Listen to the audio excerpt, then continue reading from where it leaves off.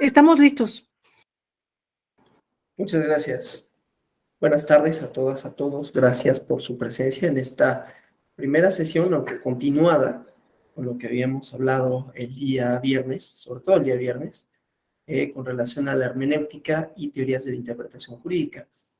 Vamos a darle continuidad a lo que hemos hablado con relación a la hermenéutica en el entendido que tanto esta clase como la del viernes pasado aportan los elementos teóricos que vamos a explorar mañana a la hora de hablar ya de la metodología hermenéutica, ¿no?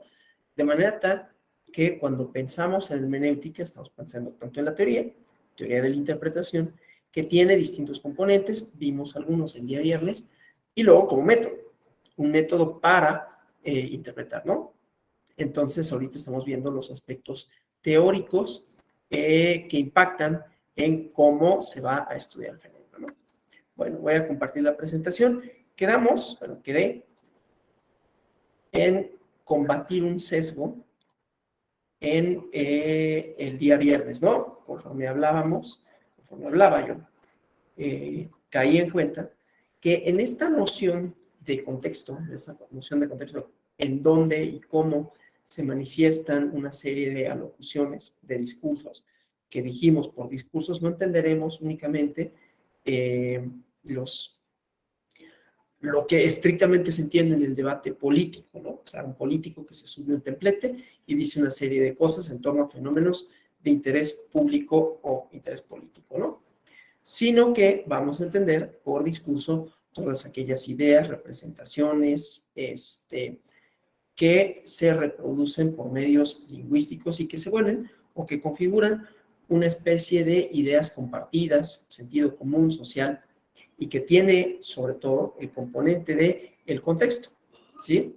Y hablábamos de Gadamer. Esa diapositiva ya la habíamos abordado el día de viernes, pero quiero proponer a Gadamer, que va a ser el que nos va a guiar a inclinar un poquito mejor el marcador, que creo que quedó 8-2, ¿no? 8-3 de mujeres. Digo, nada más es una broma un poco lo del marcador, en el sentido de que sí había un sesgo muy claro en torno a utilizar únicamente autores, como si no hubiera autoras que pudieran aportar o que hayan aportado o que aportan elementos para esto, ¿no? Entonces, vamos a hacerlo a partir de Gadamer y voy a ir hablando ya de otras autoras que tienen propuestas con relación a esto y sobre todo, hablando de interpretación, hablando de discurso, vamos a tocar solo un poco el elemento del género, ¿no? El género como una posibilidad hermenéutica, ¿no? Bueno, entonces, Gadamer en este libro al que ya me había referido, ¿verdad? Y método, dice, entre otras cosas, un libro que no es tampoco tan sencillo de entenderse, pero que dice que el ser que puede ser comprendido es el lenguaje. Ya habíamos visto la parte heideggeriana, ¿no? La parte heideggeriana de la relación con el entorno o las relaciones con el entorno que tienen los sujetos. Esa parte ontológica, ¿no? De entiendo mi lugar en el mundo, en el universo, en el mundo, con relación a lo que me rodea, ¿no? Y ese ser, estar en el mundo, tiene que ver con eso, ¿no? Yo me percibo con relación a objetos, con relación a cosas, ¿no? Y cómo cada una de esas percepciones varía. Esto únicamente, dijimos, tiene ese elemento subjetivo, lo cual no implica que la hermenéutica como disciplina sea subjetiva y esté sujeta a todas las interpretaciones, sino que las interpretaciones, y eso lo dijimos también, suponen una distancia que hay que recortar, una distancia entre el texto, que insisto, el texto no es nada más, bueno, insisto, no sé si lo dije, el texto no nada más es necesariamente la cuestión escrita, ¿no?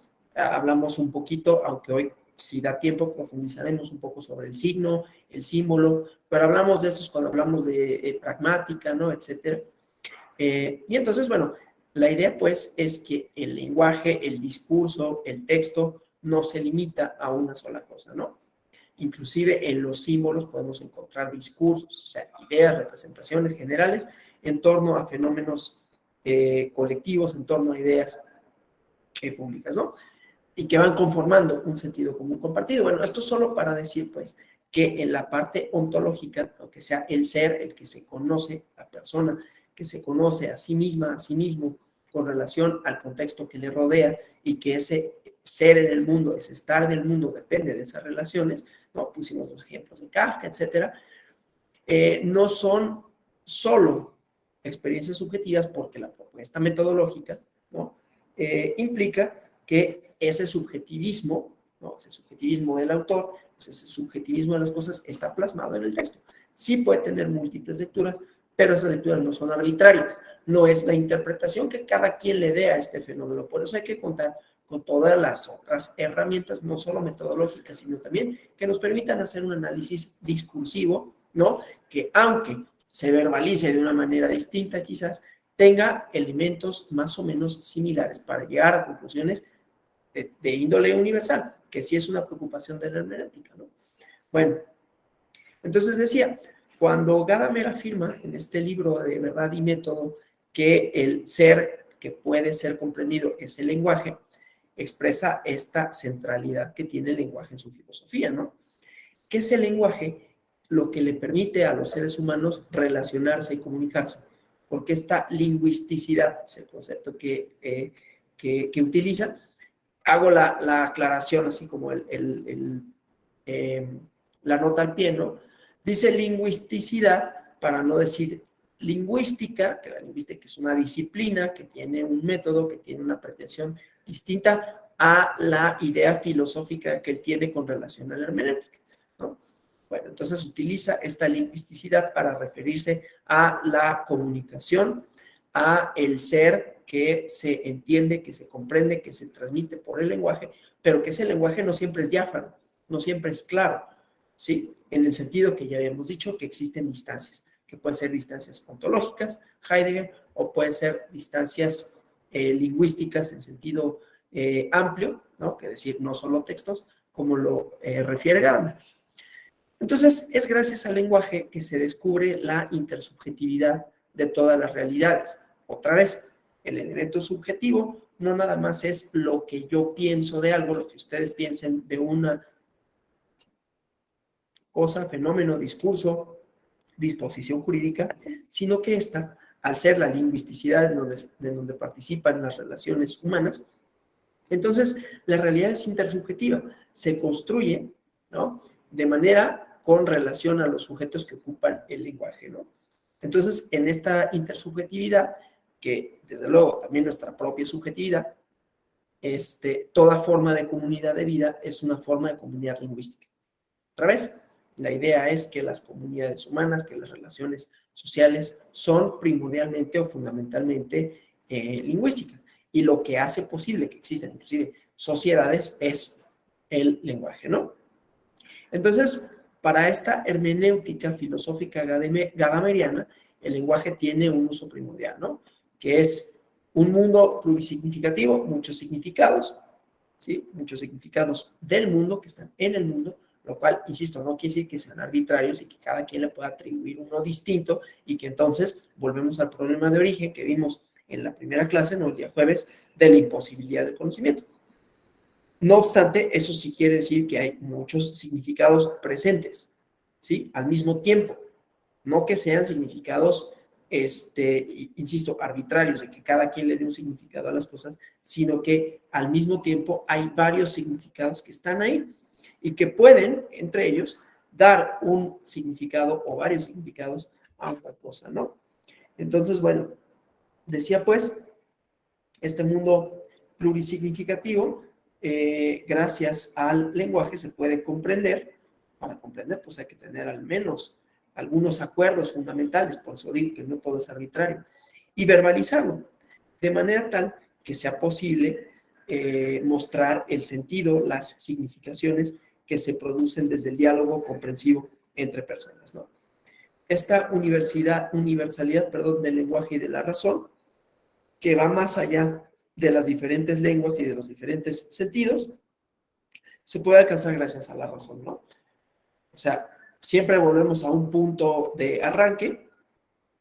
No lo vimos propiamente el día jueves, cuando hablamos de positivismo y de la racionalidad, pero la razón como este ejercicio reflexivo, vamos a dejarlo ahí, aunque es mucho más difícil luego y hay muchos debates en torno a qué es la razón y cómo se manifiesta, ¿no? Pero bueno, en esta idea de razón hay racionalidad en la comunicación, en tanto hay personas que se comunican y que esa comunicación es posible, que esa comunicación implica, hemos visto, nombres, significados, frases, ¿no? Con toda la amplitud que ello tiene, ¿no? Bueno, entonces, la hermenéutica, dice Gadamer, no toca su fin donde la comunicación parece imposible porque se hablan distintos lenguajes. Ahí más bien lo que se plantea es la labor hermenéutica en toda su seriedad, ¿no? El imperativo de encontrar un lenguaje común, que nunca es un hecho dado, ¿no? La posibilidad de comunicación no se puede negar, dice Gadamer, entre seres racionales. No pensemos en lenguajes nada más como de español, francés, italiano, alemán, sino distintas maneras de comunicación, ¿no? Esta universalidad que nos uniformiza, de acuerdo con Gadamer,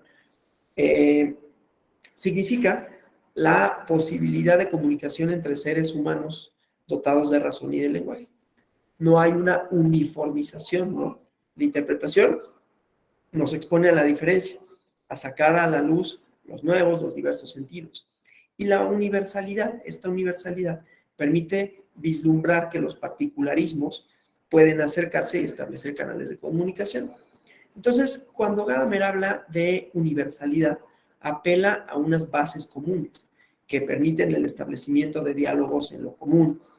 Si no existieran esos comunes, como ya he dicho, no podría haber comprensión, ¿sí? Si no hubiera acuerdos en cuanto a qué significa esto, puse un ejemplo con relación a una película en donde se le da un significado diferente por una cuestión ahí de la propia cosmovisión de un lugar, pero entonces se establece en ese, aunque tenga una interpretación distinta a la nuestra, se establece un universal de qué significa esa cosa.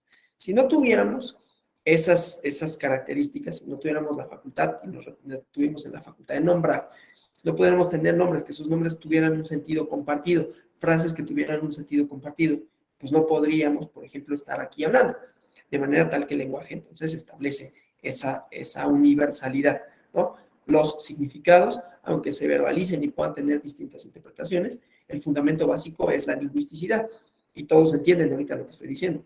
No necesariamente el concepto, sino me refiero a lo que estoy, mis alocuciones, mis frases, mi habla, ¿no? Bueno, espero que se entienda también lo que estoy diciendo, porque si no, pues sí, vamos a tener un problema epistemológico, ¿no? Pero cuando yo utilizo una palabra, esa palabra tiene un significado compartido. No tiene, puede haber la polisemia y esto que es propio luego del derecho cuando se redactan formas jurídicas, pero en principio esa más o menos queda resuelta también con el contexto. Ya veremos la parte metodológica de la pragmática, ¿no? En fin, entonces, cuando Gadamer pues habla de universalidad, apela a bases comunes que permiten establecer diálogos en lo común. Y bueno, esas bases comunicativas tienen un momento universal, permiten el diálogo, pero al mismo tiempo permiten la comprensión. Esto no quiere decir que no haya diferencias particulares, sino que revela que inclusive lo particular se puede comunicar, se puede conocer. Entonces, desde Gadamer, la universalidad no se entiende como homogéneo, sino la capacidad de establecer puentes de comunicación, ¿no? Entonces, pues, en la obra de Gadamer coinciden en una misma fundamentación la universalidad y la particularidad, que la particularidad es la diferencia, ¿no? Se producen tensiones donde la respuesta a esas tensiones es más política que filosófica. O sea, hay un momento en que lo social, en el análisis de lo social, está más allá de la abstracción teórica, tiene que ver con posiciones y estrategias políticas. Entonces, cuando las mujeres demandan igualdad, y sucede con otros grupos pues que históricamente han sido subalternos o minoritarios, lo que hacen es posicionarse en un escenario político. Recurren incluso a un esencialismo estratégico para señalar, para marcar una diferencia, ¿no? Esto no es contradictorio, ¿no? Porque, claro, esa demanda implica una posición política que tiene una intención deliberada de romper con el orden instituido. Sin embargo, si bien el lenguaje es humano, es universal, no tiene, déjenme avanzar en la presentación que estaba aquí emocionando con lo que estaba diciendo, no tiene, aunque sea, bueno, esta voy a regresar, vamos a esta, aunque el lenguaje es, decía, tiene esta característica de universalidad, no para todo el mundo tiene las mismas posibilidades de ser expresado o oído, ¿no? Hay grupos que son o tienen más poder para otros que ser escuchados. Respecto al género, si bien tanto hombres como mujeres poseemos lingüisticidad y razón en tanto humanos, las creencias arraigadas en las sociedades han obstaculizado el que a unas y otros tengan las mismas oportunidades de comunicación y de escucha, ¿no? Al estar en desiguales condiciones de poder. Si recuerdan la sesión del jueves, comencé diciendo que el positivismo filosófico y el positivismo jurídico eran un paradigma, y que los paradigmas, más allá de las ideas que puedan plantear, suponen también la conquista de un espacio académico, de un espacio literario, etcétera, ¿no? Y que esas conquistas no están exentas de las desigualdades, de reproducir, de reflejar las desigualdades sociales. Luego el viernes lo ejemplifiqué de manera accidental, pero lo ejemplifiqué cuando hablando de hermenéutica y de contexto dije así, achis, ni una mujer, ¿no? Y bueno, ese tipo de cosas justamente es en donde vemos que aún en los sistemas teóricos y abstractos se hacen palpables si uno lo quiere ver, porque también la respuesta sería, bueno, esos son los autores, ¿no? No hay que llevarlo todos esos extremos. Desde luego que hay que llevarlo, porque si fuera, bueno, 6-4 quedamos, no, bueno, 6-4, pero quedamos y ya nada más porque empecé a referir a autoras que no necesariamente era la propuesta metodológica, teórica de la hermenéutica, sino para poner ejemplos, sobre todo de literatura, fue que pudimos quedar como 8-3, ¿no? Pero bueno, eso solo para decir, pues, que hay esta demanda y estos contextos discursivos en donde se obstaculiza y se hacen palpables y se hacen visibles las condiciones de poder desiguales.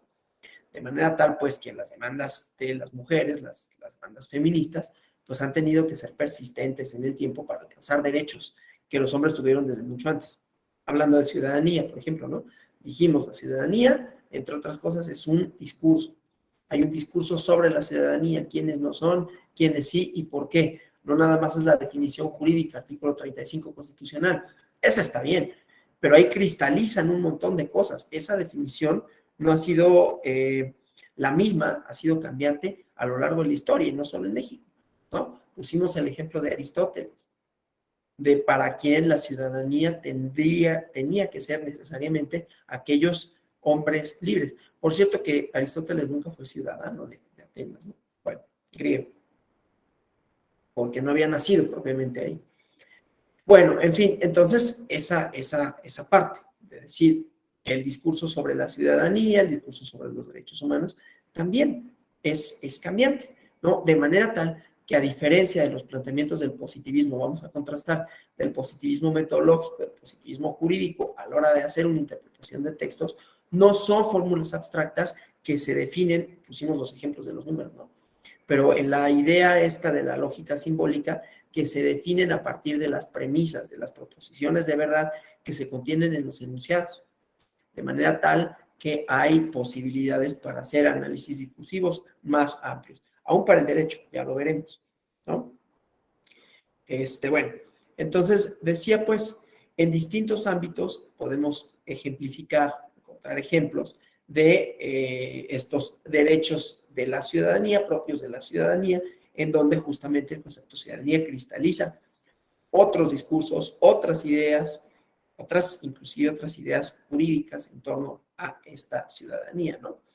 Ya sea como votantes, como candidatas a cargos de representación, ¿no? Que sigue siendo un tema de tensión, el acceso a la propiedad, tener la posibilidad de heredar, etcétera, ¿no? Derecho de obtener remuneración igual para el ejercicio del mismo cargo, de profesiones similares, ¿no?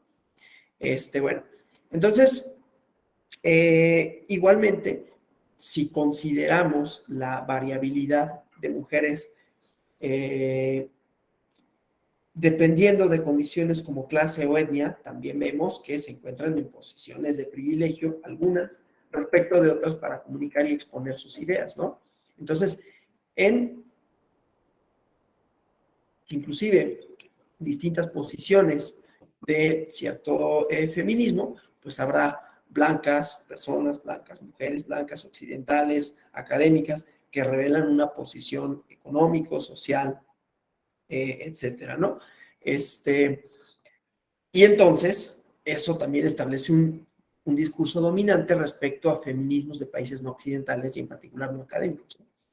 Es aquí donde hay aportaciones como la teoría de la interseccionalidad, ¿no? Que van cobrando relevancia, porque aclaran lógicas de dominación que trascienden las cuestiones del género, ¿no? Y que son elementos para la interpretación, para la hermenéutica, ¿no? Entonces, mujeres intersectadas por categorías sociales como la étnica, de clase, de género, nivel educativo, lugar geopolítico de enunciación. Si para los hombres sucede, pues para las mujeres todavía, ¿no? Y estos aspectos son fundamentales para considerar el momento de posibilitar un diálogo, ¿no? Respecto a estas razones, respecto a cuestiones referidas a la cognición, todavía hay creencias en algunos lugares, ¿no? Como las mujeres carentes de razón, ¿no? Donde la emocionalidad, y esto pareciera, es mucho menos claro de lo que es en realidad, ¿no? Porque hay unas estereotipaciones que son producidas en el discurso, legitimadas de distintas maneras, ¿no? En donde, por ejemplo, no es que digan que no son racionales, sino que les domina más la emocionalidad, ¿no? Yo digo en realidad que es al revés, ¿eh? Son bastante, no, bastante, muchísimo más racionales las mujeres que los hombres, pero ese es otro tema. Pero esa es una premisa que yo sí tengo, no lo digo para quedar bien. La verdad es que sí lo considero así. Bueno, independientemente de eso, pues, entonces hay esta idea, ¿no? Creencias en donde la emocionalidad tiñe cada aspecto de sus vidas, ¿no? Cierta psicología, sobre todo la psicología conductista, ha sido hasta cierto punto responsable en la origen, en la reproducción de estas visiones estereotipadas, ¿no? A plantear teorías basadas en evidencia científica que sostenía que las mujeres o carecen o presentan menores capacidades de intelecto con relación a los hombres, ¿no?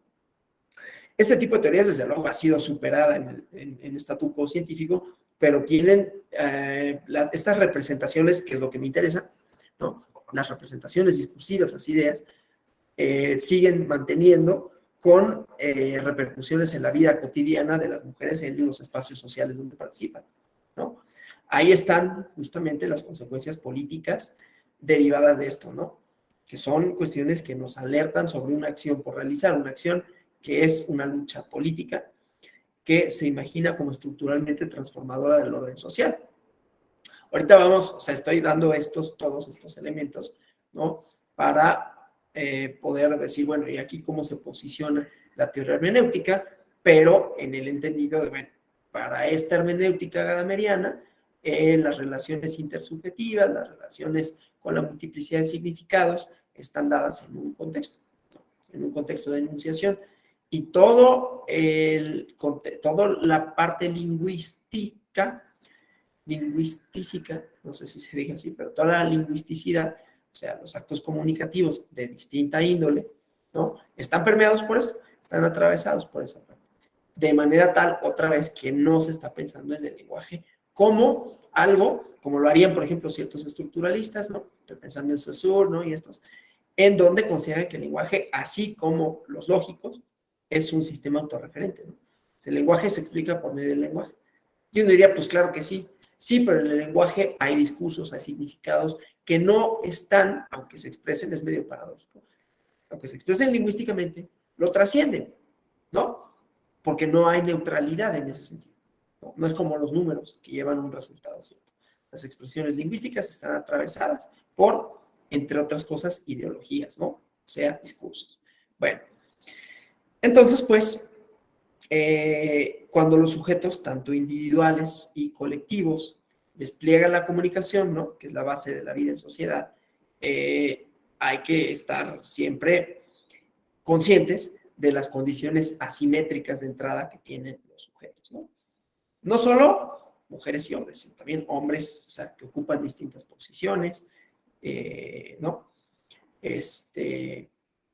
Inclusive posiciones, como habíamos dicho, dependiendo de su etnia, dependiendo de sus condiciones socioeconómicas, dependiendo del país de que se trata. Entonces, eso también es un elemento a tomar en cuenta, ¿sí? Entonces, bueno, esta acción política interesa, o se interesa, feminismo, ¿no? Por favorecer la consecución de equilibrios dialógicos, contribuir así a crear condiciones para la igualdad de oportunidades, al menos en la praxis comunicativa, especialmente en el decir, en el escuchar, en el ser escuchado, ¿no? Entonces, esto se revela contrapelo de los flujos sociocomunicativos corrientes, ¿no? Porque desnaturalizamos aquello que deriva de esta fuerza de la socialización y del hábitos, que da por sentado que estos intercambios no son desiguales, ¿no? Bueno, entonces Gadamer reconoce que no hay comprensión de entrada, ¿sí? Que la incomprensión parte de toda relación, la distancia, ¿sí? Dice, la hermenéutica siempre se propone como tarea restablecer un acuerdo alterado o inexistente. Entonces, la comprensión no es un acto inherente a las relaciones humanas, sino que habitualmente está imbuido en malos entendidos. Ya lo habíamos dicho, ¿no? Por eso apuesta por una comprensión con acento en la cosa, en el objeto de lo conversado, de lo que se trata en la conversación, ¿no? Por eso es que propone que comprender primariamente significa entenderse en la cosa y solo secundariamente destacar, comprender la opinión del otro como tal. Uno de los mayores límites a esta propuesta de diálogo para tomar acuerdos se presenta en situaciones de violencia entre grupos, ¿no? Es posible dialogar de manera auténtica con quien o quienes han violentado a otros seres humanos, ¿no? Si un grupo ha vivido el genocidio, si un país sufre de feminicidios, es posible dialogar con los asesinos, con quienes encubren aún públicamente a quienes los defienden, ¿no? Entonces, este interrogante interpela esta condición humana, ¿no? La posibilidad, pues, de alcanzar acuerdos pasa porque situaciones de violencia como estas sean enfrentadas, no evitadas, porque si se quiere avanzar hacia el futuro de mejor convivencia humana, hay que mirar al pasado doloroso, que sea así, ¿no? Entonces, la perspectiva sobre el futuro o presente doloroso emana la lectura del pasado, ¿no? A través de una mirada situada en el presente, ¿no? Recuerden que la idea de Gadamer era esta, ¿no? Que hay una relación temporal de cómo leemos el pasado con relación al presente y futuro, ¿no? Y que esto supone distancias de cómo lo entendían en algún momento, cómo se entendía, ya sea un texto jurídico, ya sea un mensaje literario, bueno, un texto literario en donde había presentes muchos otros elementos del entorno y cómo se entendían ahí las relaciones sociales, ¿no? Y cómo se puede leer en el futuro, ¿no? Entonces, pues, en estas situaciones donde hay que ponerse de acuerdo en la cosa interpretado, en el asunto a tratar en la conversación y que desde ahí se construyan acuerdos, ¿no? Se establezcan pactos, normas, leyes que garanticen que violencias similares no vuelvan a ocurrir. Esto es lo que ha permitido, en buena medida, que se introduzca la perspectiva de género, por ejemplo, a la hora de juzgar, a la hora de valorar las pruebas, a la hora de tomar medidas afirmativas. Aquí sí estoy hablando netamente del derecho electoral, ¿no? Para igualar condiciones que se reconocen o son reconocidas por las y los juzgadores como desiguales, ¿no? Sistemáticamente, históricamente, socialmente desiguales, que están ancladas en una serie de ideas, de representaciones, de discursos, ¿no? En torno a qué son, quiénes son y cómo han sido. Bueno, entonces, bueno, decía, hay que preguntarse frente a otras situaciones en donde las personas, los grupos estén confrontados y haya que establecer consensos y acuerdos, si se requiere meramente establecer relaciones, si la exigencia es mayor, si lo que se busca es que esas relaciones sean de manera más profunda, constructivas, de buena convivencia, ¿no?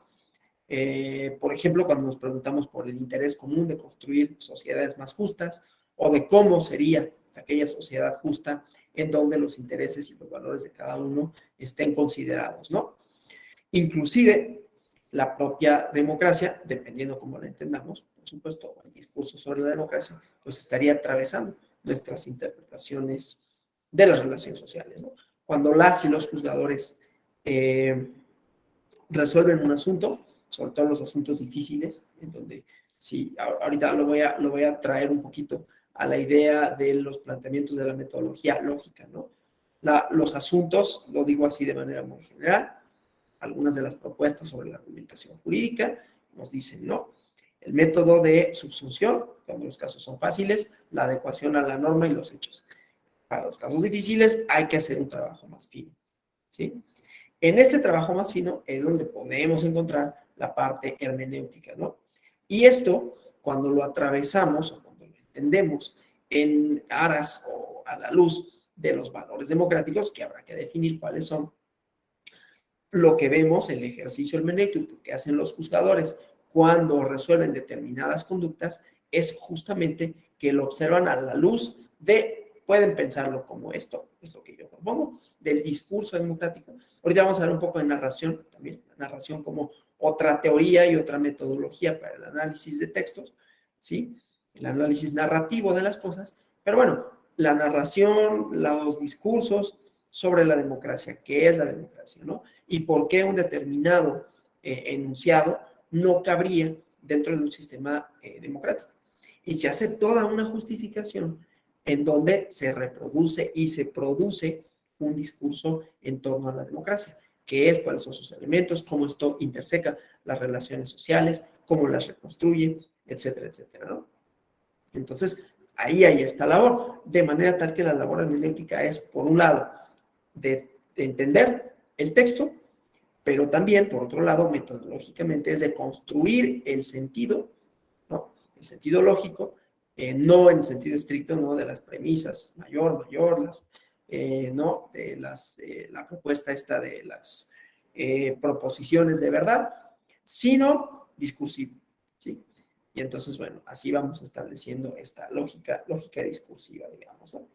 Entonces, se tendría que pregunta a responderse en muchos de los casos en torno a las relaciones democráticas atravesadas por el género, ¿se quiere o no la igualdad entre hombres y mujeres? Y sí, perdón, de qué manera se materializa esa igualdad, ¿no?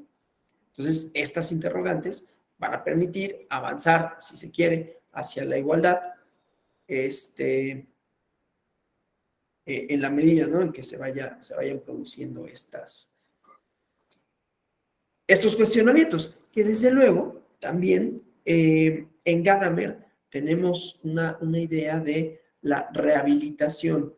Rehabilita tres conceptos fundamentales en su hermenéutica: el prejuicio, la tradición y la autoridad, que se tratan en la obra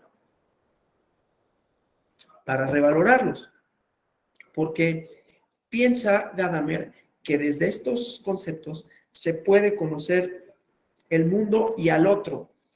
Otro concepto importante, ¿no?, para el entendimiento. A ver, voy a hacer un paréntesis nada más por si acaso, por si no lo he dejado de manera clara. Cuando decimos que hacemos los análisis discursivos para efectos de la hermenéutica, estos discursos no se producen en el vacío, ¿no? No son cosas que se producen en lo abstracto, ideas nada más. Esas ideas están mediadas por formas de representar políticamente, de representar, aunque parezca muy abstracto, ¿no?, aunque la idea de libertad sea una abstracción y tenga toda una teorización detrás, está mediada, cuando los autores la escriben, cuando la piensan, está mediada por el contexto político en donde lo escriben. De manera tal que inclusive una tarea, y que lo rescata Gadamer, que es bien importante para la hermenéutica, es entender estas tres cosas, ¿no? Que en la producción de textos, que en la producción de discursos, que en la producción de significados, hay prejuicios, tradiciones y autoridades. Respecto del prejuicio, claro, desde estos, como decía, se pretende conocer el mundo y el otro, la otredad, ¿no? Cosa que en buena medida, y lo he dicho, quizás no sé si lo suficiente, pero lo he dicho, implica invisibilizar a otros, ¿no?, a otras formas de significarse.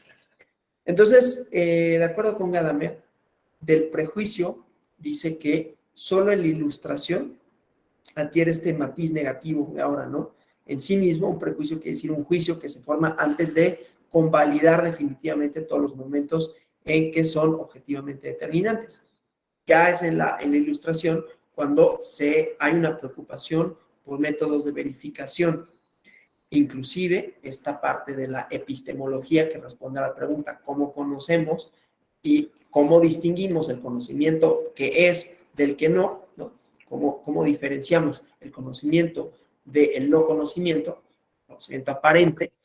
Y entonces, justamente en ilustración es la preocupación de tener un método de verificación en donde el prejuicio significa un juicio sin fundamento, ¿no?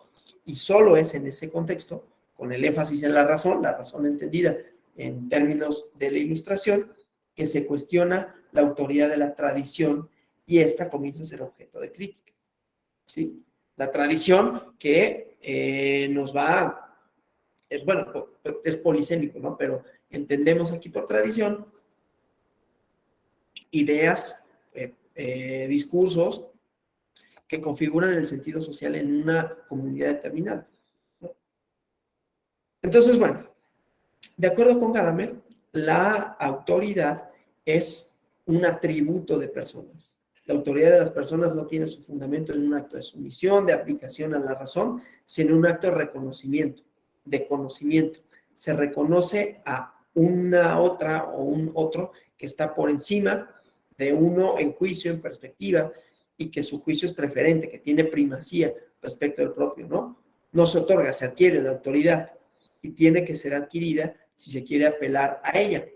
Entonces, bueno, estos conceptos de prejuicio, tradición y autoridad que han implicado el dominio de unos grupos sobre otros, se pueden poner al servicio de la comprensión de las y los otros, ¿no?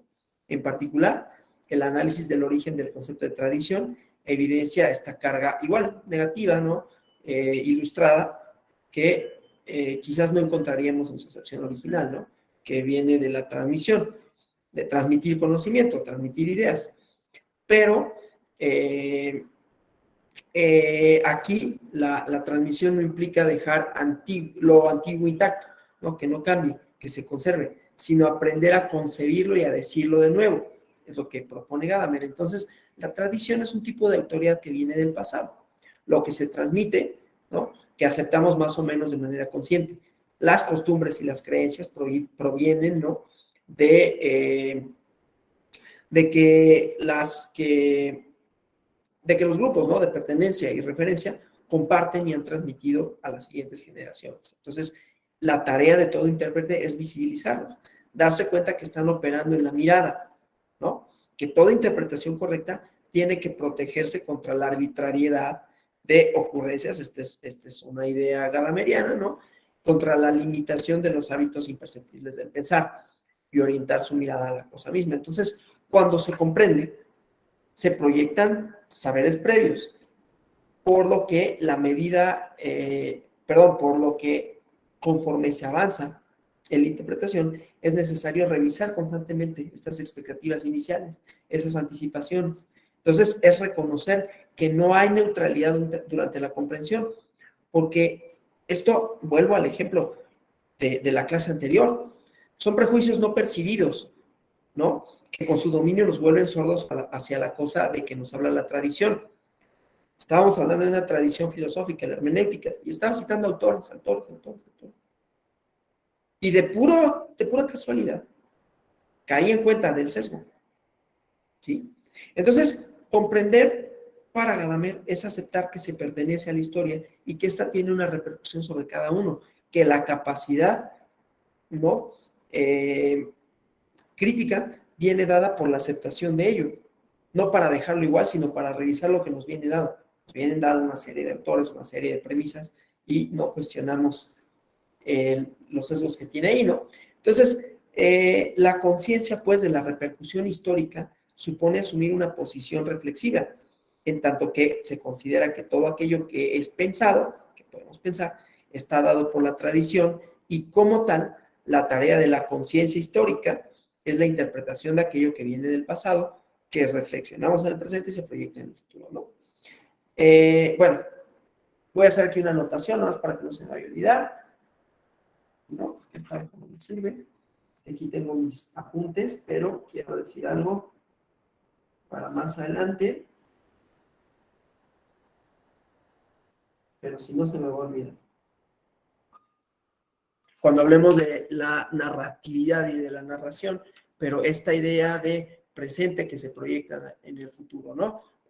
Hay una teoría de la narratividad que también nos sirve para interpretar ciertos contextos de producción de significado jurídico que vamos a retomar cuando hablemos de mañana de la narratividad en el derecho y de Mikhail Bakhtin. Pero aquí lo apunto más para que no se me olvide. Bueno, entonces pues, la pregunta es si no sería más honesto asumir que siempre se transita a partir de los prejuicios en el marco de una tradición que nos sitúa en el mundo, ¿no? Claro, asumir esta condición es que seamos conscientes de nuestra historicidad, ¿no?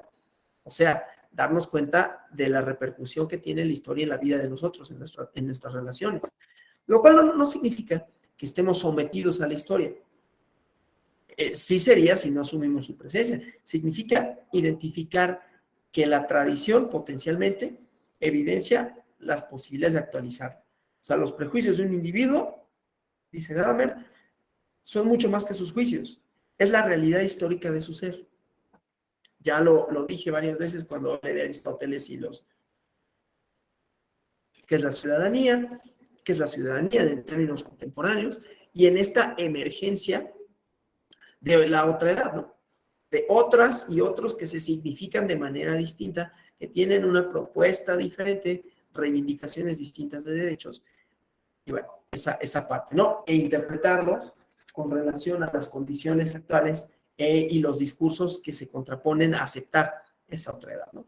Entonces, entender que cuando comprendemos, lo hacemos a partir de estos tres elementos, ¿no? El prejuicio, la tradición y la autoridad. Y estos suponen entender que el conocimiento se origina y se sustenta en un medio social e histórico desarrollado, en un contacto con un otro, una otra, que incorpora en sus contenidos el discurso social de los grupos que lo constituyen. ¿Sí? Por ello, una autora de nombre Mariflor Aguilar sostiene que estos elementos, ¿no? Esta idea de prejuicio, tradición y autoridad, tan controversiales, tan criticados, ¿no? Son útiles para el análisis de las relaciones de género, porque han originado las desigualdades denunciadas por, entre otras, el feminismo, ¿no? O sea, darse cuenta del impacto de estos elementos tan presentes en las cotidianidades humanas es fundamental para las relaciones de género. Ahí se pone en juego la tradición, consecuentemente en riesgo, ¿no? En cada momento de la socialización y en las expectativas que van definiendo los proyectos de vida de hombres y mujeres. De manera tal que reconocer las creencias asociadas al ser hombres y al ser mujeres responden a tiempos, lugares, grupos, y es reconocer que la historia repercute en las vidas de cada persona para posibilitar o obstaculizar su ser. Regresamos su ser en el sentido ontológico, en el sentido heideggeriano. Entonces, si el proyecto político de, por ejemplo, la corriente feminista es transformar estas relaciones de desigualdad, entonces hay que dialogar con la autoridad de la tradición, ¿no? Interpelar comprensivamente a los guardianes de la tradición, al discurso que sostiene estas ideas, ¿no? Voy a regresarme en la presentación para ir acá, ¿no? Para hablar de un poco de género. Estas definiciones de género no son de Heidegger, por cierto, ¿no?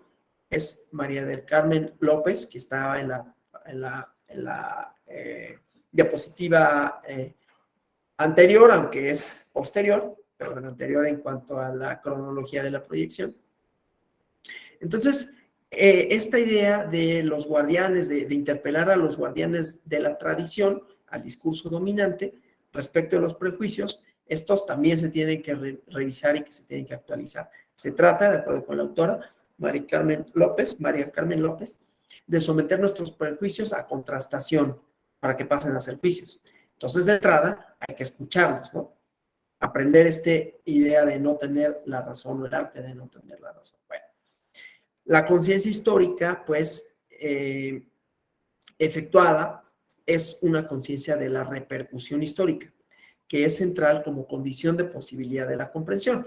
Entonces, en el proceso de socialización, ¿no? De socialización diferenciada por sexo, los significados culturales compartidos, cuando son problematizados, escudriñados, revisando sus orígenes. Volvemos a Heidegger, ¿no? En busca de la partida del nacimiento, del ser, de las experiencias originales, en que ganaron las primeras determinaciones del ser, ¿no? Permiten reconstruir los procesos de institucionalización que han operado en la elaboración, ¿sí? Esta valoración positiva de la tradición, ¿no? Que nos diría que la tradición es un sistema de poder, una construcción social sobre los individuos, frente a la cual hay que desplegar una función crítica y emancipadora.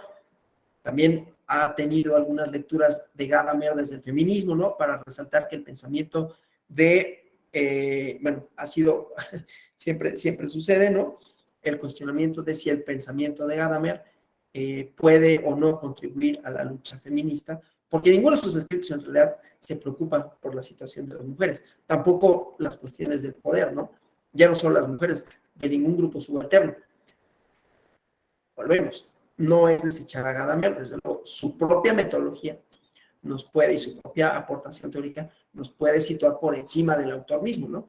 Puede situar en la idea de decir, ok, estaba escribiendo en un momento en que se reproducía un discurso que invisibilizaba esta otra edad, ¿no? Si bien es cierto que Gadamer descuida las dinámicas desiguales de poder entre sujetos y grupos, y tampoco lo podemos culpar, pues es un alemán que escribe desde y en Alemania con todo lo que eso significa, ¿no?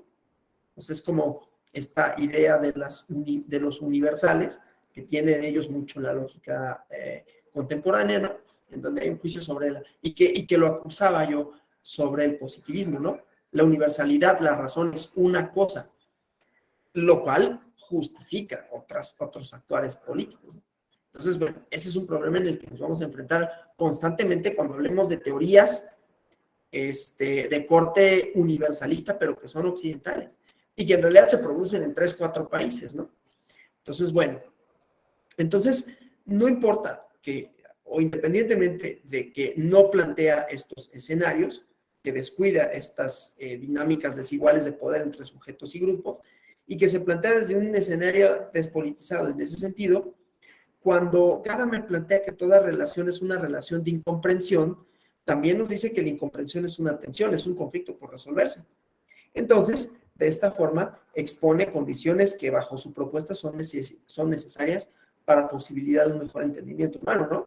Y entonces, desde esta perspectiva de análisis, sus ideas son una apuesta por atender a cómo se interpreta un hecho, las posibilidades para que se produzca la comprensión, ¿no?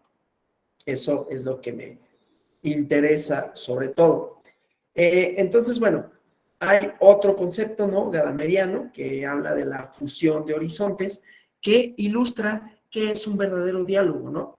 En la comprensión, esto ya lo había dicho, se expresa nuestra finitud, pues en cada situación o en cada espacio dialógico nos encontramos situadas en una posición que por definición limita nuestra capacidad de ver más allá de esa particularidad.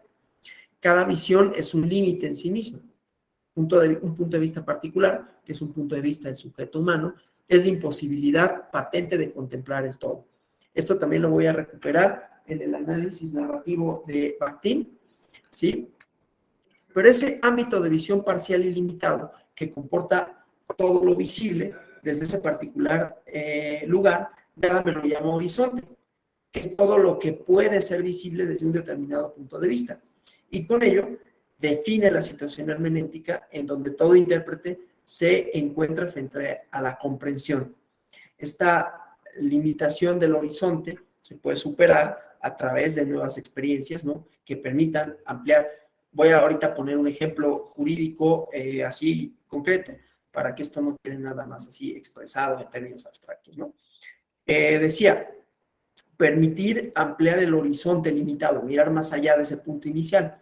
Entonces, el interés de Gadamer por las experiencias desafiantes, diferentes, poco previsibles, ¿no? Entregan la praxis necesaria para desarrollar la sabiduría práctica, ¿no? En cada nueva experiencia el horizonte se va ampliando, permite ver más allá, y en esa praxis se logra el acercamiento al otro, a la otra, hasta fusionar ambos horizontes, ¿no? En términos de Gadamer, los horizontes son móviles, son dinámicos, están abiertos a los cambios, ¿sí? ¿Hasta aquí hay algo que me quieran comentar? Llevo 50 minutos hablando. No sé si haya alguna cuestión. Círculo hermenéutico, sí. Gracias. Era lo que me había referido desde el día viernes. Bueno, insisto siempre, ¿no? Están los micrófonos abiertos para quien quiera comentar algo. Bueno, entonces continúo pues. Como decía, aunque Gadamer se refiera principalmente a la fusión del pasado y del presente, alude a las posibilidades de comprensión desde la distancia temporal, esto que habíamos visto ya desde un inicio, ¿no? Interpretar supone reducir una distancia que puede ser de distinta índole, pero que siempre supone un tiempo, ¿no? Siempre supone una distancia temporal, histórica, lingüística, etcétera, ¿no? Puse el ejemplo borgiano, ¿no? Del Pierre Menard del autor del Quijote. Entonces, bueno, esta concepción de encuentro de horizontes también se puede aplicar a las relaciones entre una persona y otra en un mismo presente. Recuerden, yo puse un ejemplo de ontología de una persona que había crecido en un medio social determinado, que tenía que ordeñar vacas antes de ir a la escuela, y yo, ¿no? O sea, en un mismo presente, pero que hay relaciones distintas. Entonces, las posibilidades de un acercamiento comunicativo en esta fusión dependen de reconocer por parte de los actores del espacio dialógico de las asimetrías de poder entre las personas y grupos. En la medida que mi horizonte y el de otra persona tiene igual valor e igual posibilidad de verse tras esa fusión. Entonces, ahí es donde vemos esta fusión de horizontes, ¿no? En donde decía, el intérprete ve la realidad desde una perspectiva, desde un marco teórico jurídico. Dije que iba a poner el ejemplo. A veces, siempre, cuando vean o veamos debates jurisdiccionales o debates académicos en torno al derecho, sería ideal para efectos hermenéuticos, que tratar de desentrañar cuáles son las posiciones epistemológicas y teóricas, o sea, el marco teórico desde el cual está analizando el juzgador, el académico, el hablante, el operador jurídico, si quieren, que está haciendo su manifestación discursiva, ¿no? Y ahí vamos a encontrar toda una serie de posiciones, como decía, teóricas. Vamos a encontrar un horizonte, ¿sí? Ese horizonte que va a valorar en términos de lo que significa una determinada relación social, cuáles son sus alcances, cuál es el contexto en el que se enmarcan, por qué deben ser preferibles unas que otras, etcétera, ¿sí? Entonces,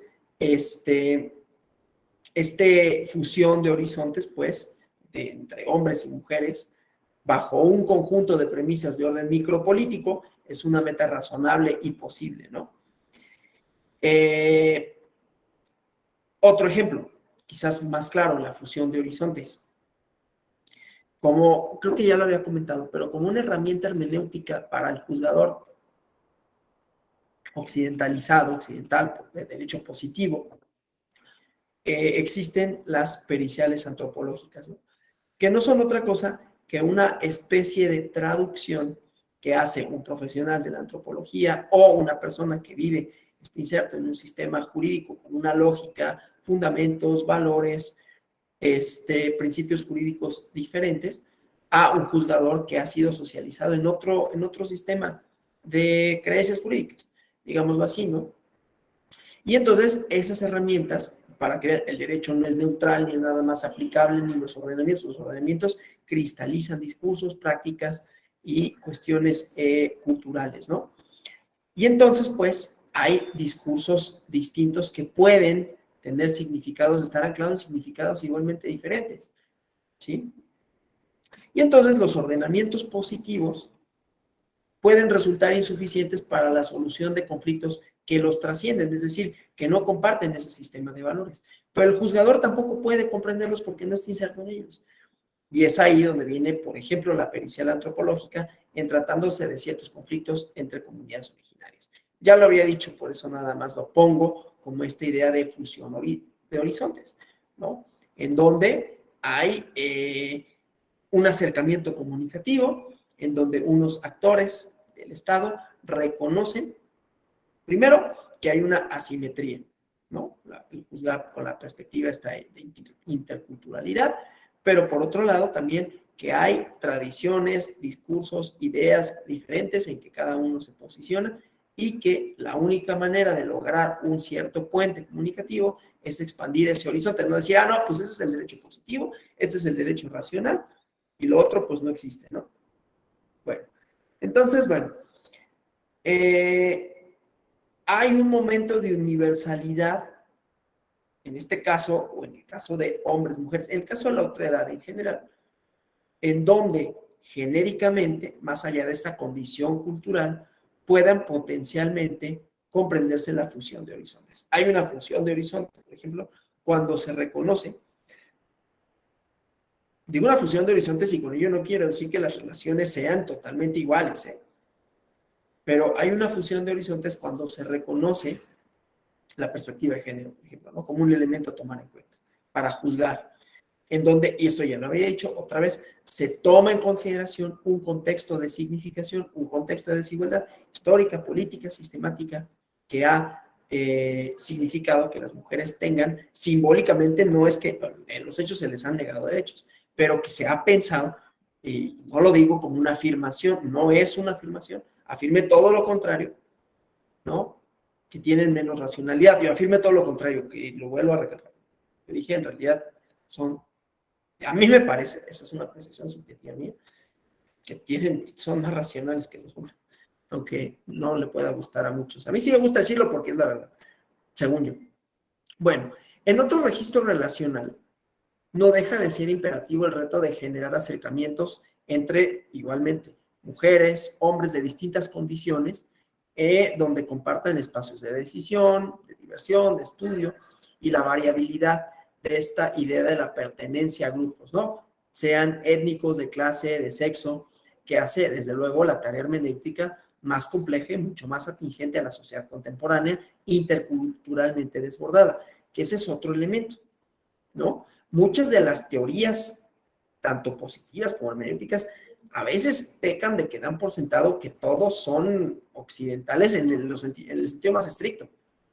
En el sentido más estricto nosotros no somos occidentales, ¿no? Que hablamos un idioma occidental, occidentalizado o de raíz occidental. Y eso es discutible porque el castellano está mediado por otros idiomas, entre ellos árabe. En fin, y toda una serie de prácticas culturales, ¿no? Propias de estas tradiciones culturales que pues han dominado. Pero bueno, entonces, más allá de esto, es fundamental promover experiencias de ampliación de los propios horizontes. En este ejercicio de la vida social es potencialmente posible el cambio al unir particularidades propias de cada ser humano en un horizonte común, y es entonces donde construimos nuevas formas de relación que den paso a relaciones de género democráticas, y de todo tipo de reconocimiento de la otredad, ¿no? Esa era la parte que a mí más me interesaba rescatar para efectos de esta parte, ¿no? La idea de cómo la hermenéutica nos puede permitir y nos permite en realidad superar, más o menos superar las desigualdades, digamos, de género, ¿no?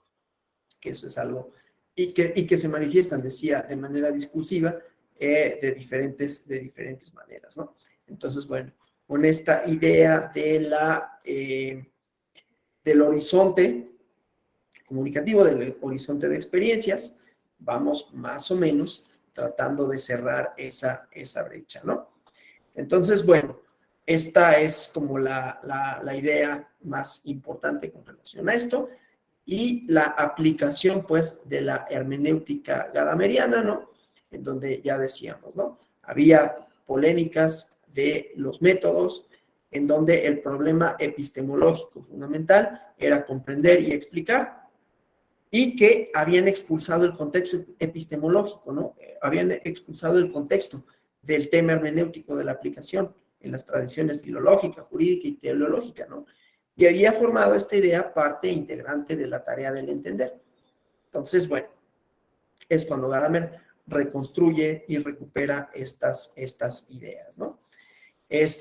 Vamos a hablar ahora, déjenme nada más avanzar aquí. Vamos a hablar un poco de estas ideas del texto, pero antes me voy a detener en otro autor que me interesa para hablar de la narración y del texto como obra narrativa, que es Paul Ricoeur, ¿no? Ricoeur tiene una conferencia, por cierto que esta la encuentran en YouTube, que se llama Del existencialismo a la filosofía del lenguaje.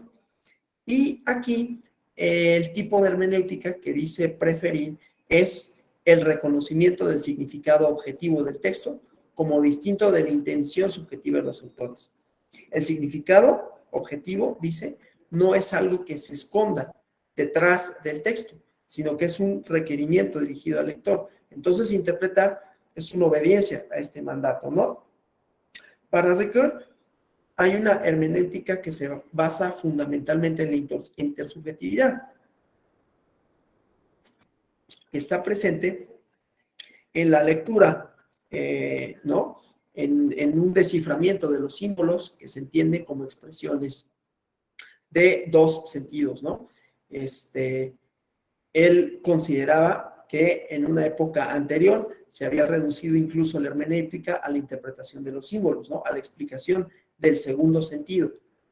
Esta definición de hermenéutica como una interpretación simbólica, decía, es demasiado estrecha porque junto al símbolo también está la metáfora, ¿no?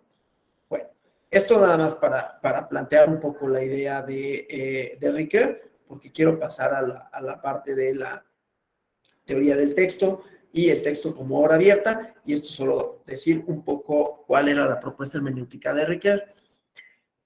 Para Ricoeur, la teoría de la interpretación ha experimentado profundos cambios en el contexto de la hermenéutica contemporánea, que la apartan de una noción psicológica de la comprensión, como comprensión del otro. Ya vimos una idea de la comprensión del la o el otro. Claro, Ricoeur lo entiende desde el punto de vista del occidental. Aquí vimos la otra mirada y cómo hay herramientas hermenéuticas que le pueden dar al juzgador nociones para ampliar el horizonte, ¿no?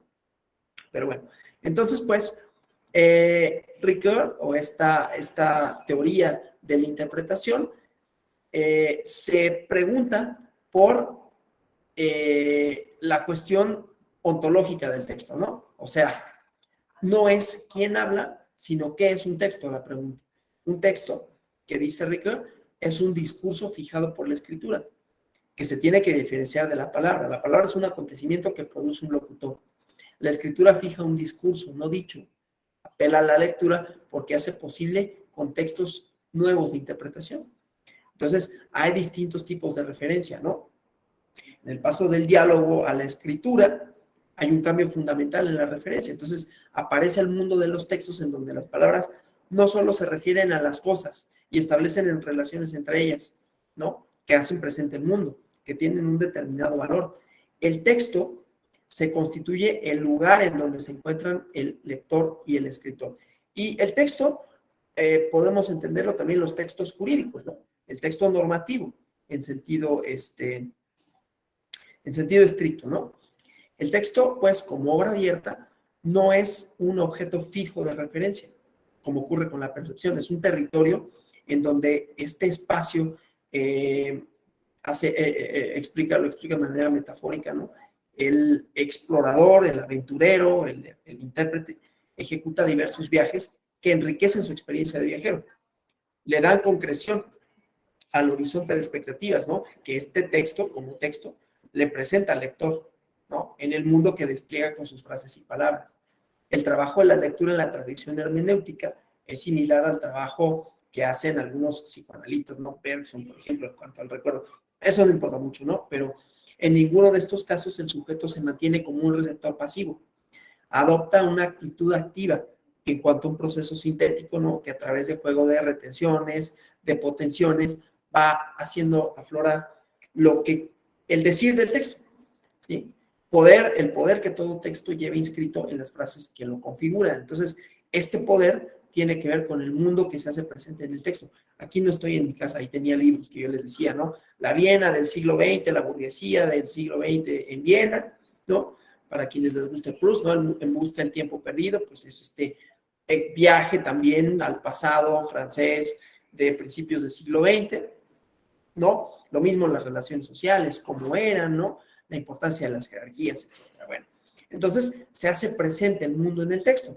En el mundo jurídico, en los textos jurídicos, también se hace presente, ¿no? Tanto en las fórmulas genéricas como en las interpretaciones que de estas se hacen, ¿no? Sobre todo por los órganos jurisdiccionales. En las sentencias se ve reflejado un horizonte de expectativas, una serie de valores que se tienen como importantes, serie de axiomas, ¿no? No solo valores en el sentido moral, sino en el sentido jurídico, en el sentido ético, axiomas que son los que marcan un derrotero, un horizonte, una brújula, una guía para él o la juzgadora, ¿no? Por eso ponía el ejemplo de cuando se revalorizan a la luz de relaciones sociales del Estado de Derecho democrático la aplicación del poder punitivo del Estado en contra de una persona, cuando se criminalizan o descriminalizan las conductas, ¿no? Les había recomendado, porque hay una traducción, aunque no me acuerdo de si se llama Otra Ronda o La Última Ronda, este texto de cómo se generó el discurso en torno a la criminalización del alcohol, ¿no? Y cómo hay valores ahí en medio. Bueno, entonces, los textos, aún jurídicos, hacen presente el mundo, que el mundo es contextual, que el mundo es una época histórica, una visión del pasado y del presente, con una posibilidad de futuro. Eso hacen las exposiciones de motivos. Ustedes lean cualquier exposición de motivos y va a haber un diagnóstico, ¿no? En el México, la presente iniciativa tiene por objetivo, no sé, rediseñar el sistema tal porque ya no funciona, porque funcionó, estaba legislado para una serie de relaciones sociales pasadas y ahora estamos transitando un contexto de modernidad, cambiante, de pluralidad, ¿no? Y hay toda ahí una elaboración discursiva democrática, pero que se valora esa idea democrática con relación a cómo éramos, cómo somos y cómo queremos ser, ¿no? Eso está siempre ahí. Entonces, bueno, decía pues, el poder decir de todo texto tiene que ver con el mundo que se presenta ahí, que es el que posibilita que el texto vaya más allá de sus referencias, ¿no? Que además el texto mantiene siempre una desfamiliarización con respecto al lector. Entonces hay una dialéctica que se centra en torno al mundo del texto, que hace posible que toda obra sea una realidad abierta y las lecturas, dice Ricoeur, sean experiencias vivas. Entonces, esto conduce a Ricoeur a ampliar su hermenéutica, que no se limita al desciframiento de los símbolos del doble sentido. Esto que no lo expuse mucho, porque no tiene demasiado caso para lo que nos interesa, sino que se centra en una totalidad significativa o de la totalidad significativa que es un texto, porque un texto, dice, es una unidad cerrada sobre sí mismo que exige ser explicada. Eso lo dice el estructuralismo, que luego necesita ser comprendida por la hermenéutica. Esta ampliación de la hermenéutica se cumple de forma paradigmática en la lectura, que no solo comprende el texto, sino que a través de esa comprensión el propio lector se comprende a sí mismo, se posiciona con relación al texto, ¿no? La interpretación de un texto se acaba en la interpretación de sí mismo, dice Ricoeur, de un sujeto que desde entonces se comprende mejor, se comprenden de otra manera o comienza a comprenderse. Entonces, la hermenéutica de Ricoeur parte de una interpretación de los símbolos, se enriquece con la interpretación de los textos y habla de la hermenéutica narrativa. Para él interpretar es comprender nombres, símbolos, comprender textos, comprenderse a sí mismo por mediación del texto, ¿no? Vamos a avanzar acá para hablar de la hermenéutica narrativa, ¿no? Me brinqué esa diapositiva, pero el planteamiento que caracteriza a esta idea en el libro se llama Narración y Tiempo, o Tiempo y Narración. Considera que el lenguaje no es desde la retórica de la persuasión, como luego cierta argumentación jurídica pensaría, ¿no? inclusive cierta teoría de la acción comunicativa de Habermas, ¿no? Tampoco desde el punto de vista del autor digno de confianza, sino desde una teoría estética en donde juega un papel fundamental el lector, su proceso de interacción con el texto, que es un proceso creador e imaginativo.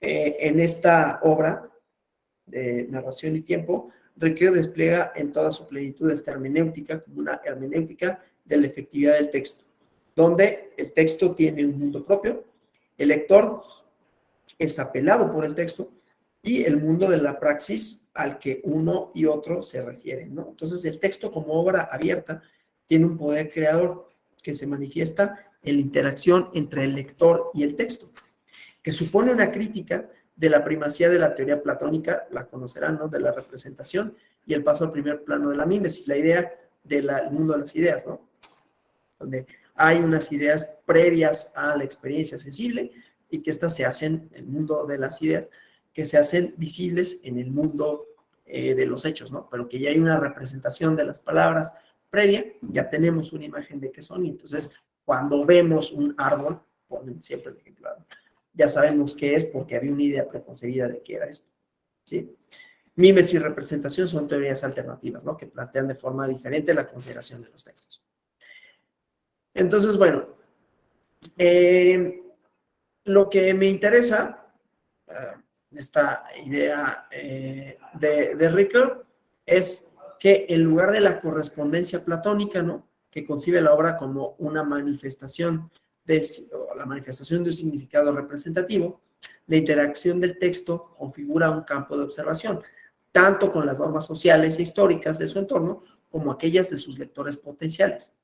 En la teoría de Ricoeur, pues, se rompe con este paradigma de la representación y pasa a primer plano el paradigma de la creación, lo cual resalta como un componente fundamental los efectos que toda obra suscita en el proceso de comunicación en contextos temporalmente diferentes a aquel con el que surgió. La idea de las relecturas de los clásicos, ¿no?, y que desecharemos algunas ideas, pero que seguiremos conservando otras con relación a lo que aportan en la actualidad, ¿no? Lo clásico de una obra, por lo tanto, no está en algún elemento intemporal que a través del diálogo con distintos sujetos va ejecutando distintas totalizaciones que apuntan a una totalización final. En cambio, tanto para Ricoeur como para Gadamer, los efectos de lo clásico residen en el poder de los textos para prefigurar experiencias futuras, que es lo que explica que un texto pueda ser concretado, aplicado de formas diferentes, de aquella de acuerdo con la cual se fue generando, ¿no? Frente a esta teoría totalizadora de la identidad que plantea Gadamer, Ricoeur tiene una solución analógica, ¿no?, que se puede poner en relación con la teoría heideggeriana de la historia de la verdad. La verdad, lo mismo que el bien, que la belleza, no son prototipos platónicos, ya lo había dicho cuando hablamos de Nietzsche y la verdad y la mentira en sentido extramoral, ¿no? Son existencias fácticas que hacen eclosión en distintos momentos del tiempo, ¿no?, diciéndonos analógicamente qué es el ser y cuál es su verdad, su belleza, su bondad o la ausencia de estas. La historia de la verdad, si es que tal cosa es posible, tiene que ver con la ontología del presente, que pone el acento en la dialéctica de lo concreto, que en terminología hermenéutica apunta a la relevancia que se concede a la aplicación frente a otros dos momentos, la explicación y la comprensión, ¿no? La consideración de la interpretación a partir de la escritura trae consigo que el aspecto más destacado de la teoría de la interpretación es el concepto de la aplicación. Una aplicación se cumple por la mediación del poder objetivo que tiene todo texto como acto de habla, ¿no? Bueno, y ahora vamos a hablar de la idea de la narración, ¿no? Esto que decíamos, la idea de la hermenéutica narrativa, y entonces pasemos a la narración. Bueno, sobre esto me interesa hablar sobre la configuración narrativa de la realidad, ¿no? Es la que crea el mundo del texto. Tiene una peculiaridad que la diferencia de la síntesis kantiana, ¿no?, que es la que produce el concepto. Bueno, una idea ahí filosófica, ¿no? Que tiene su fundamento en la apercepción, en donde Kant identifica el yo permanente, ¿no? En la trama de la configuración narrativa, en cambio, hay una estructura intersubjetiva que implica un acoplamiento de conciencias diferentes en una forma de vida en común. La dimensión intersubjetiva de la configuración narrativa implica la simultaneidad de contar una historia, de seguir una historia. La base de esta no se encuentra en el yo de la apercepción, sino en nosotros, en un modo de ser compartido, el ser histórico. Seguimos hablando casi de lo mismo, ¿no? De la importancia del contexto del discurso, que lleva consigo el reconocimiento, y volvemos a lo que estábamos hablando hace rato, del otro como igual a mí, aunque diferente, ¿no? O sea, es otra persona, pero es igual a mí en términos políticos, en términos jurídicos, en términos discursivos, y sus representaciones, su mundo y su significación son igualmente válidas, no en todo momento. ¿No? O sea, aquí ya no viene mucho al caso, pero pues habrá que hacer distinciones de siempre y cuando estemos dentro del contexto de significación de lo que es democrático, ¿no? Yo tengo la premisa, por ejemplo, que cualquier discurso de odio no tiene derecho a participar en la esfera pública. Y es difícil decirlo porque en realidad tienen mucha aceptación. Lo vimos en las elecciones en Francia, ¿no? Estuvo muy cerquita. Pasó a la segunda vuelta la candidata de la ultraderecha con un discurso totalmente xenofóbico, racista, etcétera, ¿no? Bueno, y más allá de lo que estamos hablando, yo creo que esos no tendrían que tener derecho de participar en la esfera pública. Pero eso es otro tema. Solo decía, pues, la importancia del reconocimiento del otro. Claro, el problema aquí con esto, y dije que ya era hasta ahí, pero el problema con esto es que si hay un discurso que no reconoce al otro, pues ¿cómo dialogamos así, no? Ese es el problema. Pero bueno, la peculiaridad, pues, de esta idea, de este mundo de ser compartido, es que actúa no solo sobre el nombre, ni sobre la frase, como lo hace la semántica, sino sobre el discurso como obra. En lo importante es el mundo mismo que se despliega y que es el que la hermenéutica nos tiene que desvelar, tiene que hacernos evidente. La hermenéutica no considera el lenguaje desde el punto de vista de la referencia, ni desde el punto de vista de la predicación, de la atribución, como hace la lógica, sino de un mundo que se nos hace presente en el discurso como totalidad. Entonces, la filosofía de Ricoeur es una filosofía hermenéutica donde el lenguaje como manifestación ocupa un lugar relevante. Su hermenéutica empieza a ser una hermenéutica de símbolos, pasa a ser una hermenéutica de textos y concluye en una hermenéutica narrativa, por el papel que juega la narración en el proceso de comprensión de uno mismo y del texto. Entonces, hermenéutica narrativa, en el último trayecto de su filosofía, es la ontología fundamental, ¿no?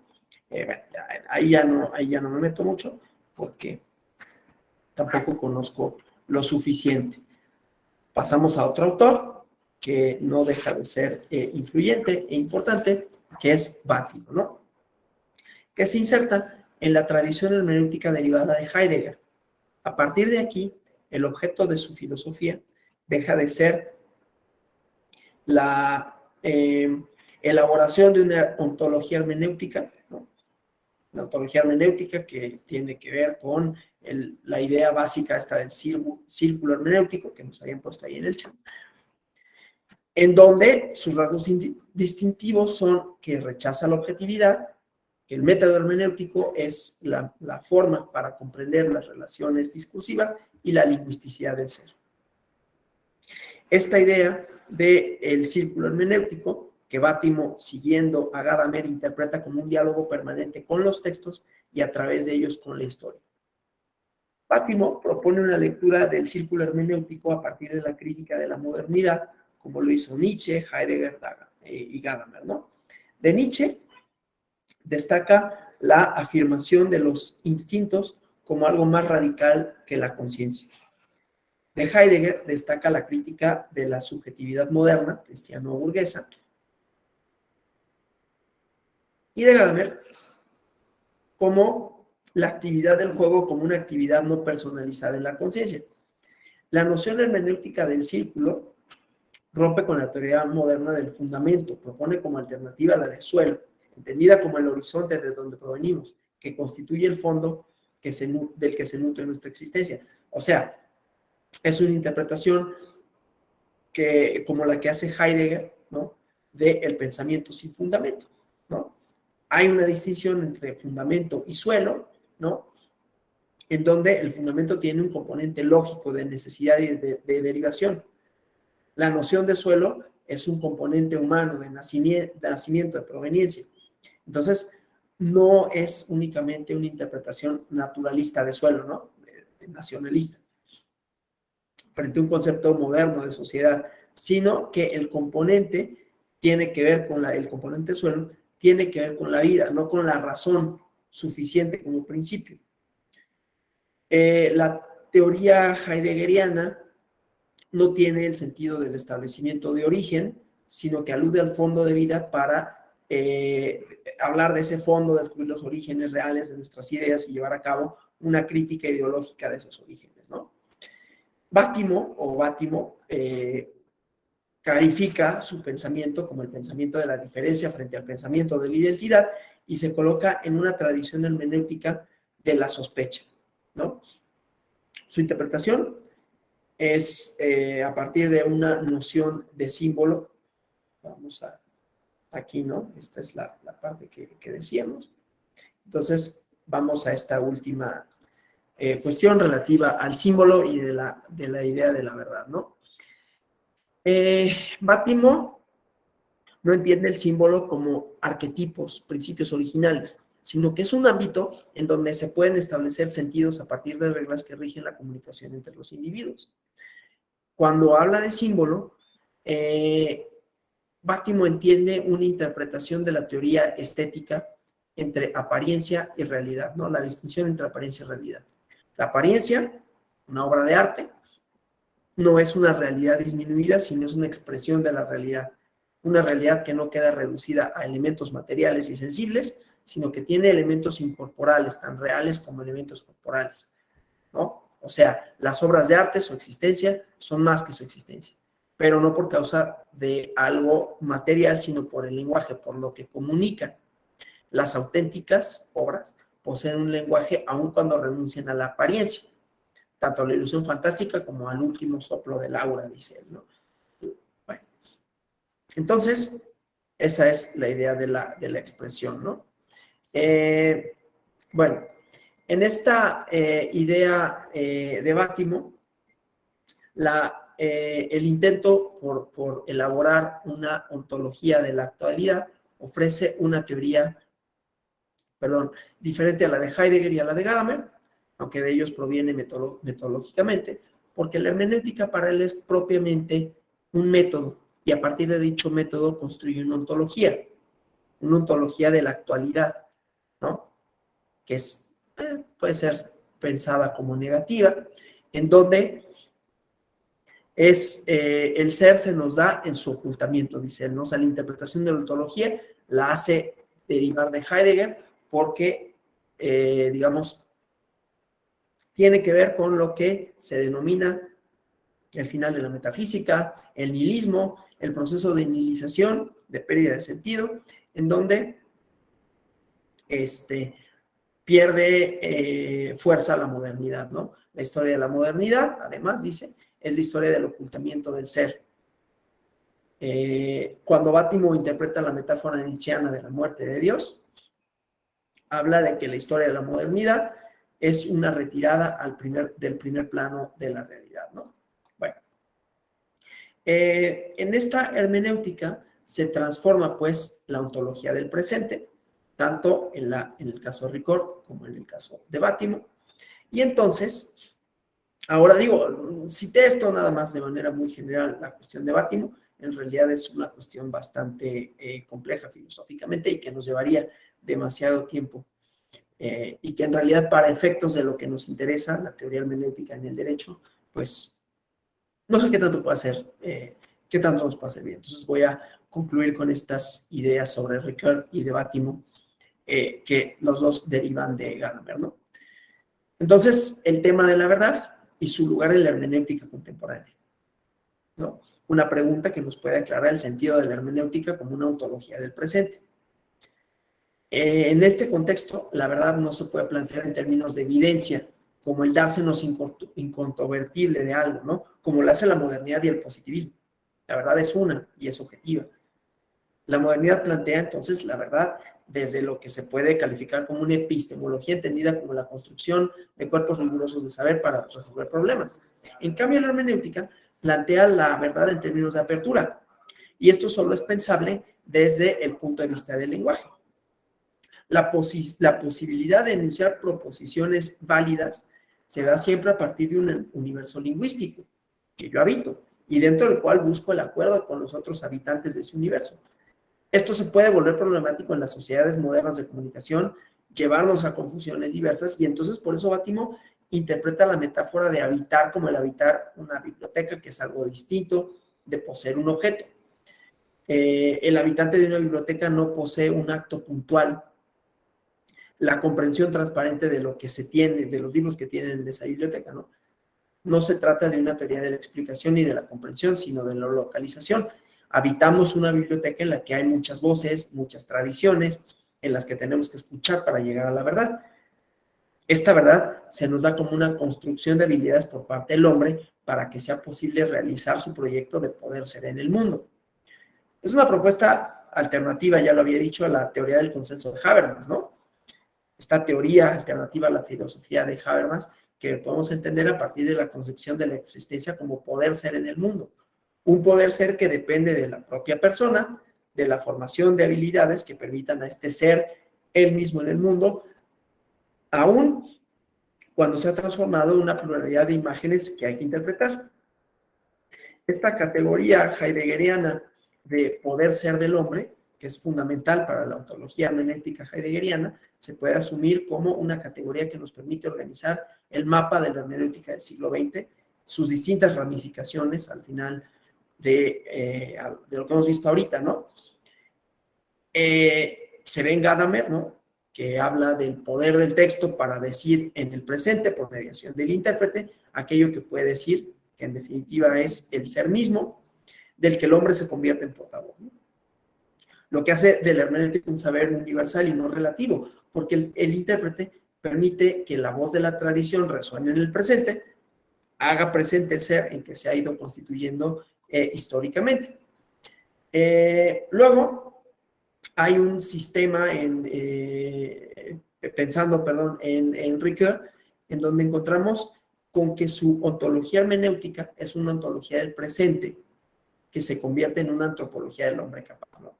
O sea, la idea, la categoría heideggeriana de poder ser una hermenéutica que es una ontología del presente, marcada por la ética que trabaja por realizar la vida buena y para otro en instituciones justas. Luego la ontología radical de Bátimo, que tiene que ver con una ética al reconocer que la hermenéutica, que nace de esta problemática antimetafísica de Heidegger, permanece hoy como un pensamiento motivado fundamentalmente por razones éticas, que ya no puede encontrar su fundamento objetivo en donde apoyarse y desarrolla un nuevo sentido de la responsabilidad, ¿no? Entonces, bueno, esta evolución hermenéutica que hemos más o menos repasado, ¿no? Del siglo XX, de los primeros años del siglo XXI inclusive, que confluye a planteamientos que hace de la ética un punto nodal para la filosofía contemporánea. Bueno, y dije que al final me iba a referir a la narración y la idea del tiempo en Mikhail Bakhtin, como, o sea, aquí ya estos son los elementos teóricos: entender los discursos, entender el contexto en el que se ubican, entender la ontología y la deontología de los textos, entender la importancia de las posiciones jurídicas, epistemológicas, ¿no? Los marcos teóricos de que son portadores quienes enuncian, entender la importancia de la otredad, en otro sentido, pero también con nociones gadamerianas, y ya nada más voy a formular una primera aproximación metodológica que todavía tiene que ver con la narración.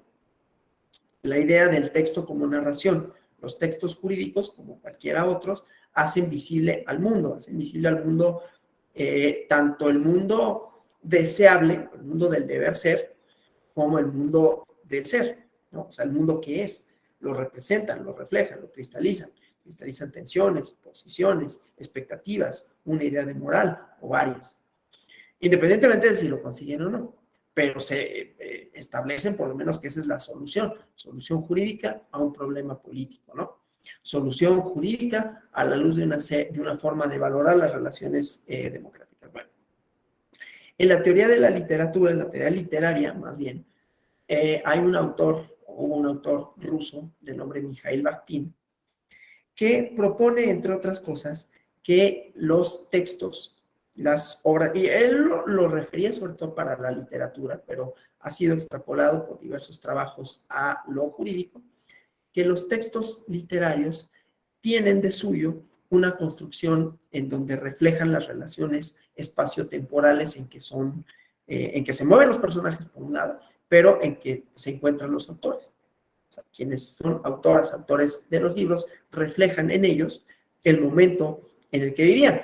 Puse el ejemplo de la sociedad burguesa en Viena, o hablé del busca del tiempo perdido, o en las obras de Virginia Woolf, que también está representada, cómo veían, por ejemplo, a las mujeres en una sociedad victoriana, en una sociedad patriarcal, la lucha por eso, ¿no?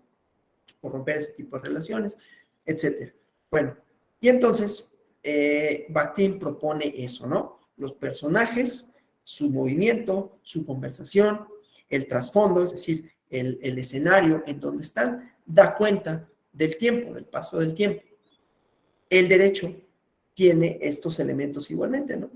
Y él le denomina cronotopos a esta idea, en donde, haciendo eco de las ideas de Einstein sobre el tiempo y el espacio, que son una cosa, no algo separado, ¿no? No el tiempo y el espacio como categorías separadas, sino como una y la misma cosa, que se van significando la una a la otra. O sea, no se puede entender el tiempo sin el espacio, ni el espacio sin el tiempo. Y entonces el tiempo, en ese sentido, es reflejo del momento en el que se llevan a cabo los discursos jurídicos. Es decir, los discursos jurídicos, cosa que ya habíamos dicho, que son cambiantes en el tiempo, son justamente constructores de espacios en el sentido más amplio del término, ¿no? El espacio de la persona, la o el ciudadano, la o el hombre libre, el espacio público, que se entiende por el espacio privado, la propiedad privada, ¿no? Cosa que estudia Lefebvre luego de manera interesante, ¿no? Y entonces es en los textos jurídicos que vamos a encontrar narraciones sobre el presente. Y otra vez, lo que ya había dicho, con miras al pasado, que cómo se valora el pasado, una relación con un futuro deseado. Entonces, en esta propuesta, que desde luego es una propuesta hermenéutica porque plantea esta forma teórica de aproximarse hacia los textos, propiamente los textos literarios, pero decía, hay muchas extrapolaciones hacia los momentos jurídicos, hacia los textos jurídicos, que reflejan eso, pero además reflejan una segunda cosa que me interesa, que tiene que ver con los cronotopos y que tiene que ver con el horizonte de posibilidades del que hablaba Gadamer, que es la posición que tiene cada persona con relación al tiempo y el espacio. Cada uno de nosotros estamos ubicados, vemos un fenómeno desde una perspectiva específica. En la interpretación de los textos jurídicos vamos a encontrar, no solo en el trabajo de los juzgadores, pero también ahí, posiciones que decía epistemológicas, que están mediadas por, entre otras cosas, por ejemplo, en qué escuelas se formaron, cuáles son sus referentes teóricos, ¿no? En Estados Unidos esto lo tienen mucho más resuelto que aquí. Aquí como que es un tema tabú, ¿no? La idea de los jueces conservadores y liberales, que ya lo había dicho y que dije, no estoy haciendo eco de ningún discurso político en México, ¿no? Sino que hay una diferenciación importante y que tiene consecuencias en cómo se entienden los textos, ¿sí? Hay muchos textos en los Estados Unidos, no lo estoy poniendo como el ejemplo, el derrotero, pero bueno, ellos lo tienen como mucho más resuelto, es mucho menos tabú el hablar de cómo están presentes discursos que hacen interpretaciones de las leyes que son no solo reflejo de ideas en el sentido epistemológico de los discursos, sino que esos discursos tienen consideraciones políticas, ¿no? Y eso nos permite también, entre otras cosas, la idea del posicionamiento dialógico, que es lo que expone Bakhtin en su propuesta de los cronotopos, de la narración y de cómo las narraciones se construyen, así como varios personajes que hablan y además la idea del discurso no solo como una manifestación lingüística de una persona en términos de habla, sino que hay diferentes formas de manifestarse discursivamente, ¿no? Cartas, por símbolos, por intercambios, digamos, entre dos personas, etcétera, etcétera, etcétera. ¿Hasta aquí alguna pregunta, algún comentario? ¿Todo, todo bien o mal?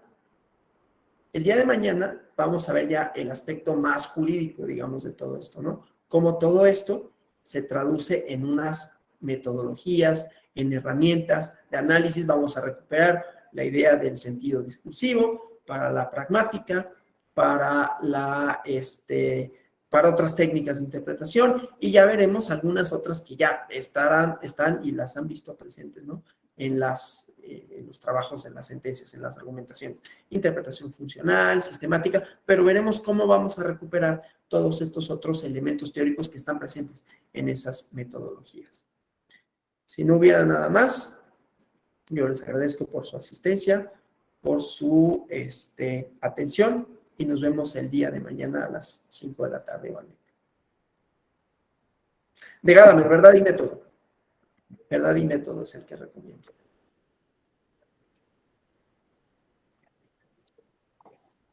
Muchas gracias.